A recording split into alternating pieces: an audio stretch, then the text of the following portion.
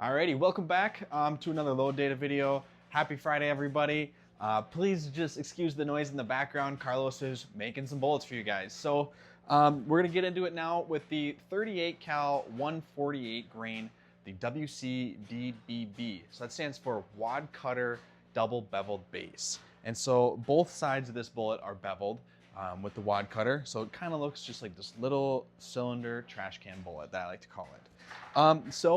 This is obviously 38 cal. We loaded this into Starline brass with a Federal primer, and for cup we used 4 different powder choices for that. Case overall length on these are 1.170. I will put that in the information when we do the charts too for the load data.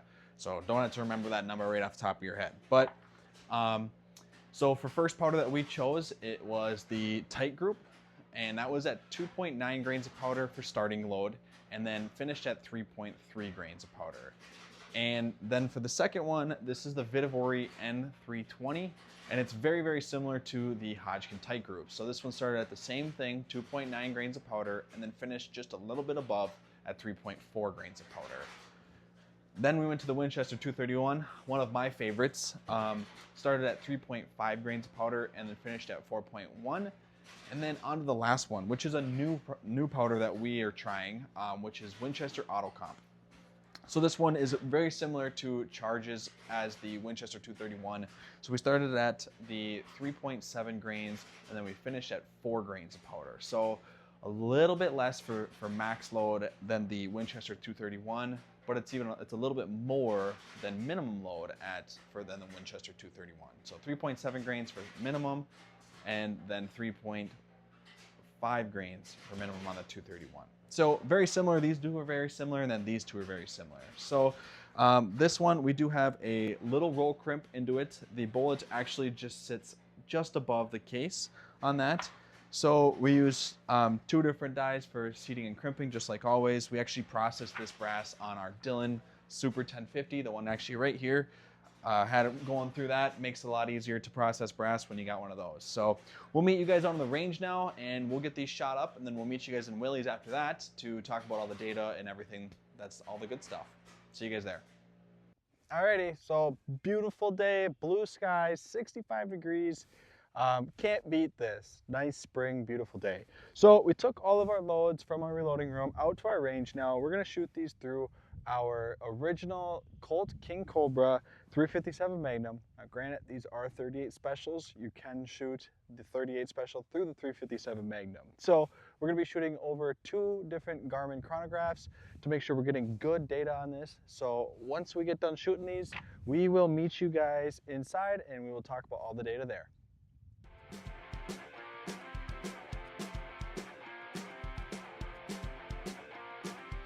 Boom, like that, now we're into Willie's. Got done shooting, and believe it or not, on this one, Mitch and I were tied. So I don't think I owe him a silver ounce for this one, but I definitely am still like 8 rounds in the hole at this point. So that's definitely a bummer. But now let's go over the data for the 38 cal 148 grain, the WC.DBB. Kind of a mouthful there. So that stands for Wadcutter double beveled base. So this bullet doesn't really matter on the orientation that it's loaded, like I spoke about at the beginning of this video, because it's both beveled on both ends. So it's kind of a neat piece about it. This thing punches nice little clean holes through paper, so it was a blast to shoot. Good recoil management too on this, not super big bullet, and our velocities were a little bit slower too. So recoil was good on this. So let's get into it with the powders. I guess with the first thing, our case overall length with this bullet, which was seated just above the casing itself, was 1.170. That's our case overall length, and I will add that in with all of the charts. And then like the last video too, I will put all the charts together in the same frame at the end of the video, so you can pause it there and then look and compare them side by side. So for our first powder that we enjoyed, our most favorite powder out of the 4 that we selected today, was Winchester Auto Comp. Now this one was a first time for us using it, but I liked it. Had a decent amount of case fill in it, especially with that Wadcutter bullet being that it was seated you know, pretty far into the casing. So we started at 3.7 grains, and then we finished at 4 grains of powder. This one was pretty low in velocities, so the recoil was less than some of the others, but the only downside of that is our power factor. So our power factor was like 129 at 3.7 grains of powder, 132 at 3.8 grains of powder, and then we finished at 134 at 4 grains of powder. So power factor's not there, but obviously there's a little bit of give and take there. So a little less recoil, less velocity, less power factor. Group sizes were phenomenal with this. We were shooting bug holes with the Winchester Auto Comp at a 0.524, 0.575, and then we finished at which was our biggest group out of the 3 different powder charges here, was 0.673. That's smoking groups there, if you ask me. I liked it. This one surprised me. It's very similar to the Winchester 231 in the case fill, just a little bit more in the beginning for when it comes to the powder charge there. So Winchester Auto Comp was our number 1 pick. So then our number 2 pick was the Hodgdon Titegroup. Now this one is used quite oftenly across all pistol calibers. Seems to be a pretty available powder too, which we like to see. And so I like to see that as much as I can when it comes to availability for the powders. So with the Hodgdon Titegroup, we started at 2.9 grains, and then we finished at 3.3 with a center charge of 3.1 grains of powder. So with this one compared to like the Winchester Auto Comp, is the case fill is a little less because you're putting a little less powder in it. But Titegroup is a pretty fluffy powder, which is nice. So it does still fill the case up pretty well. So at 2.9 grains, we were averaging right around 820 feet per second. At 3.1 grains of powder, we were averaging right around 872 feet per second. And then at our max fill, or our max load, which was 3.3 grains of powder, we were averaging right around 937 feet per second. SDs were a little bit higher on this one than I would like to see typically, but the groupings were there too. The recoil was manageable on this one too.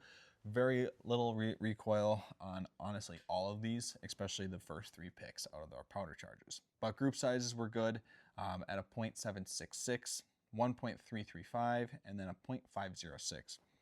Now 0.506, that was our smallest group out of all of the powders and all the different charges. So that's kind of why Titegroup got number 2 pick there. Then our third powder that we chose for ranking wise was the Vihtavuori N320. So typically we didn't know a whole lot, or I shouldn't say typically, I guess. We haven't really used a whole lot of Vihtavuori powder. We just weren't very knowledgeable about the powder until one of you guys had said, try Vihtavuori. That a lot of you guys competition shooters shoot that powder, so we want to start incorporating some more Vihtavuori powders into our load data videos. So we started to do that, and that's with the N320. So started at 2.9 grains, then went to 3.2 grains, and then we finished at 3.4 grains. So a lot, very, very similar to the Hodgdon Titegroup and charges there.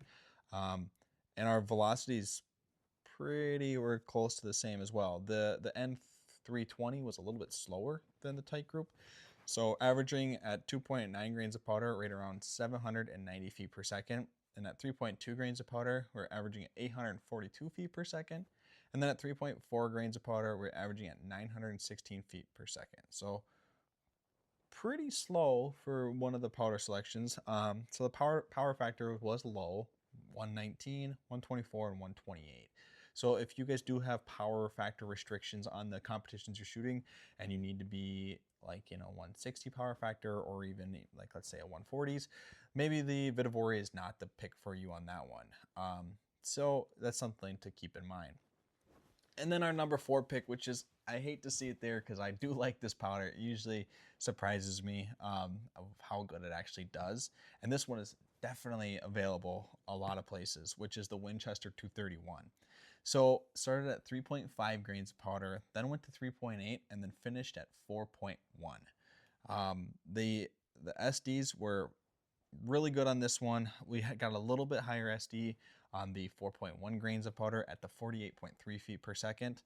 So that's not the best SD, but the other two are phenomenal, I would say. 7.4 for an SD, 10-shot SD a pistol, I think is a great number to see. Honestly, those are numbers I typically see in rifle cartridges. So it's great to see it in a pistol straight wall cartridge.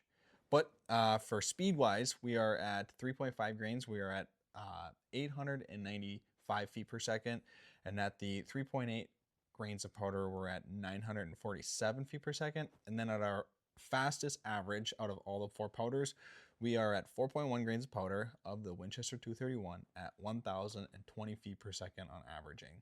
So power factor was a lot more than the other powders. So 133 for our minimum charge. Middle charge was 140, and then our max charge was at a 148 power factor. So if you do need something that has a little bit more power factor, the Winchester 231 could be, because you are going to be going up in velocity a little bit. And that was our number 4 pick. And honestly, all 4 of these powders were great. I liked them all. I think the numbers on all of them were really awesome. The group sizes in general, we shot very, very good. This Colt is an awesome gun to shoot. It's very smooth. The trigger is awesome in it.